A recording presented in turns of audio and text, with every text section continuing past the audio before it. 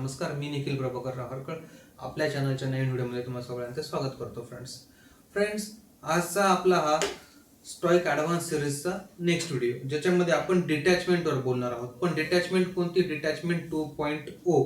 जास्त जोडले गेल्यावर माणूस दुरावतो का? तर फ्रेंड्स, आपण लोकांना हे समजून घेतलं पाहिजे की डिटॅचमेंट म्हणजे लोकांना सोडणं नाही, तर आउटकम वरचं जे आपलं इमोशनल डिपेंडिंग आहे ना, ते कमी करणं, ते सोडणं. आपण मित्रांनो जे आहे ना, लाईफमध्ये अटॅचमेंटमुळे दुखावल्या नाही जात, आपण कंट्रोल करायचा प्रयत्न करतो. आपण ज्या व्यक्तीशी अटॅच होतो ना, आपण त्या व्यक्तीला कंट्रोल करायचा प्रयत्न करतो आणि मग ती व्यक्ती त्याचा आपल्याला काहीतरी रिव्हर्ट बॅक देते आणि त्यामुळे आपण दुखावल्या जातो. डिटॅचमेंट म्हणजे थंड होणं नाही मित्रांनो, डिटॅचमेंट म्हणजे शांत होणं नाही, डिटॅचमेंट म्हणजे स्टेबल होणं, त्या व्यक्तीला समजून घेणं. तर आता आपण मित्रांनो पाहूयात की डिटॅचमेंट 1.0 म्हणजे काय होतं आणि डिटॅचमेंट 2.0 मध्ये काय आहे. तर डिटॅचमेंट 1.0 मध्ये काय होतं? पीपल अवॉइड करणे. डिटॅचमेंट 2.0 मध्ये काय आहे? Emotional control. समजून घ्या मित्रांनो, अवॉइड करणं आणि इमोशनली कंट्रोल करणं म्हणजे कसं? त्या व्यक्तीला आपण डायरेक्ट अवॉइडच करतोय, त्याला म्हणजे आपण टाळायचा प्रयत्न करतोय. पण इमोशनली कंट्रोल करणं म्हणजे कसं? त्या व्यक्तीसोबत बोलताना आपले जे इमोशन्स आहेत किंवा आपल्या ज्या फिलिंग्स आहेत त्यावर ताबा ठेवून संयमाने त्या व्यक्तीशी बोलणं किंवा त्या व्यक्तीला संयमाने हाताळणं. दुसरं, V1 मध्ये काय होतं डिटॅचमेंटच्या? की केअर कमी करणं. आणि व्हर्जन 2 मध्ये काय आहे? Expectations control. एक्सपेक्टेशन्स कंट्रोल करणं म्हणजे काय? समोरच्या व्यक्तीकडून आपल्याला काही जे एक्सपेक्टेशन्स आहेत त्यांना कमी करणं, त्याच्यावर कंट्रोल करणं. तर डिटॅचमेंट 1.0 मध्ये काय होतं? डिस्टन्स ठेवणं. आणि डिटॅचमेंट 2.0 मध्ये काय आहे? Internal stability. म्हणजे काय? स्वतःला आतून शांत करणं. त्या व्यक्तीपासून दूर जाण्यापेक्षा स्वतःला जर आपण इंटरनली स्टेबल केलं तर ती व्यक्ती आपल्या आसपास जरी असली तरीही आपण शांत राहू शकतो. कुठल्याही प्रकारची रिॲक्शन, कुठल्याही प्रकारचं त्या सिच्युएशन मध्ये आपण पॅनिक होत नाही. मित्रांनो, हे समजून घ्या की आपल्याला एखाद्याची जर केअर करायची आहे तर ती केअर आपण केलीच पाहिजे. केअर करायची, पण क्लिंग नाही करायचं. क्लिंग नाही करायचं म्हणजे काय? त्या व्यक्तीला चिटकायचा प्रयत्न नाही करायचा, चिटकूपणा नाही करायचा. तर स्ट्राईकची बेस कन्सेप्ट काय ते मी आता तुम्हाला सांगतो. ठीक आहे? इपिक्टेटस काय म्हणतो? Some things are not in our control and some things are in our control. आता डिटॅचमेंट 2.0 मध्ये हे कसं लागू होतं बघा मित्रांनो. आपले जे एफर्ट्स आहेत ते 100% एफर्ट्स आपण टाकायचे आपल्या कामामध्ये, म्हणजे तो वर्क प्लेसवर असो, एखाद्या रिलेशनशिप मध्ये असो, कोणत्याही गोष्टीमध्ये असो, आपले जे एफर्ट्स आहेत ते 100% टाकायचे. पण आउटकमला जे काय ना, आउटकमला जसं आलं तसं ऍक्सेप्ट करायचं. मला त्या गोष्टीचा, आता मी माझे एफर्ट 100% टाकतोय म्हणून मला असाच आउटकम पाहिजे हे नाही करायचं. आपला जो आउटकम आहे त्यातला जोही आउटकम आहे त्याला ऍक्सेप्ट करायचं, त्याचा ऍक्सेप्टन्स ठेवायचा.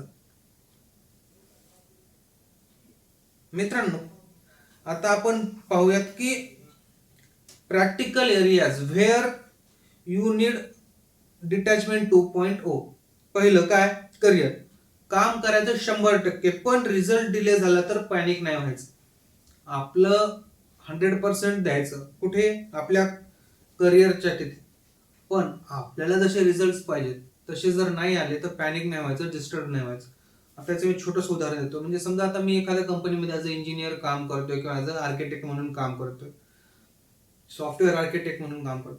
मी काम करतोय, माझं माझं काम मी डेडिकेशननी करतोय. But at the time of appraisal मला पाहिजे तसं मला जर अप्रायझल नाही भेटला किंवा मला प्रमोशनचं जे म्हणजे मला जे एक्सपेक्टेशन होतं ते जर मला नाही भेटलं तर मी तिथे डिस्टर्ब नाही व्हायला पाहिजे, पॅनिक नाही व्हायला पाहिजे. त्याला मी त्या गोष्टीला व्यवस्थित पद्धतीने हाताळून माझं म्हणणं त्या लोकांपर्यंत पोहोचवलं पाहिजे. Number 2, relationships. रिलेशनशिप्स मध्ये डिटॅचमेंट 2.0 कसं होतं? प्रेम करा मित्रांनो.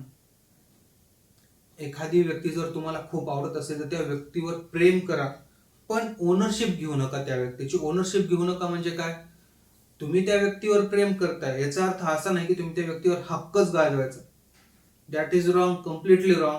जर तुम्ही एखाद्या व्यक्तीवर हक्क गाजवायचा प्रयत्न केला तर त्या व्यक्तीला असं वाटू शकतं की आपण त्याच्या पर्सनल लाईफमध्ये जास्त इंटरफेअर करतोय, किंवा आपण त्या व्यक्तीला बांधून ठेवायचा प्रयत्न करतो, आणि मग अशामुळे नात्यांमध्ये दुरावा निर्माण होतो मित्रांनो, जो की कधी कधी खूप त्रासदायक असतो. आता number 3, social image. Reputation control करायचा प्रयत्न करू नका मित्रांनो. आपलं जे कॅरेक्टर आहे ते कॅरेक्टर कंट्रोल करायचा प्रयत्न करायचा आहे आपल्याला. आपलं जे जिन्यून कॅरेक्टर आहे ते जर आपण कंट्रोल केलं, त्याला जर आपण व्यवस्थित पद्धतीने मॅनेज केलं, तर आपलं रेप्युटेशन आपोआप कंट्रोल होतं. नंबर 4, मनी. तर मनीच्या बाबतीमध्ये हे कसं करायचं मित्रांनो? मनीला ना, पैशाला टार्गेट म्हणून ठेवा तुम्ही की मला एवढा पैसा कमवायचा आहे, पण पैशाला आयडेंटिटी बनवू नका. पैशाला घेऊन आयडेंटिटी बांधू नका, म्हणजे की माझ्याकडे खूप पैसा आहे अशी. That is wrong. तसं केलं की 100% तुम्ही कुठे ना कुठे पैशाच्या बाबतीमध्ये माती खाणार. सो मनी हे टार्गेट ठेवा. मनीला आयडेंटिटी बांधू नका. तुमची आयडेंटिटी पैशाला बनवू नका मित्रांनो. हे आपण केलंच पाहिजे. आता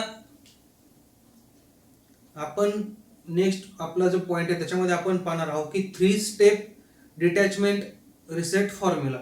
याच्यामध्ये 3 स्टेप्स आहेत. स्टेप 1 काय आहे? Define control. मी काय कंट्रोल करू शकतो, म्हणजे काय? आता एखादी सिच्युएशन आहे, या सिच्युएशन मध्ये मी काय कंट्रोल करू शकतो, माझ्या हातात काय काय गोष्टी आहेत त्याला अनालाइज करणं आणि त्या गोष्टी सगळ्यात पहिल्यांदा मॅनेज करणं. दुसरं, step 2, reduce emotional dependence.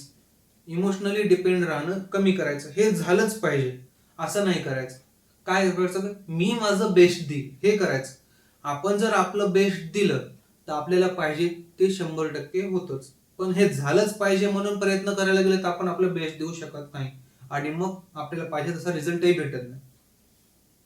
Step 3, identity separate करा. आता काय मित्रांनो, जर फेल्युअर आलं तर मी युजलेस आहे असं समजू नका. माझी मिस्टेक झाली हे समजून घ्या. दुसरं म्हणजे काय? रिजेक्शन जर तुम्हाला आलं कुठून, जॉबच्या ठिकाणी, तुमच्या बिझनेसच्या ठिकाणी, तुमच्या रिलेशनशिप मध्ये जर तुम्हाला रिजेक्शन आलं तर मी रिजेक्टेबल आहे असा त्याचा अर्थ होत नाही. त्याचा अर्थ असा होतो की ठीक आहे, त्या व्यक्तीचं माझ्यासोबत जमू शकत नव्हतं म्हणून मी रिजेक्ट झालो. ऍट द एंड मी तुम्हाला एवढंच सांगेल मित्रांनो की अटॅचमेंट जी आहे ती इमोशन्सला चालवते, आणि डिटॅचमेंट जी आहे ती कॅरेक्टर बनवते. काम राहून, शांत राहून जिंकणं हेच स्टॉइक डिटॅचमेंट 2.0 आहे मित्रांनो. This is it for today. This is Nikhil Harkal talks, real life, real reset. Thank you मित्रांनो.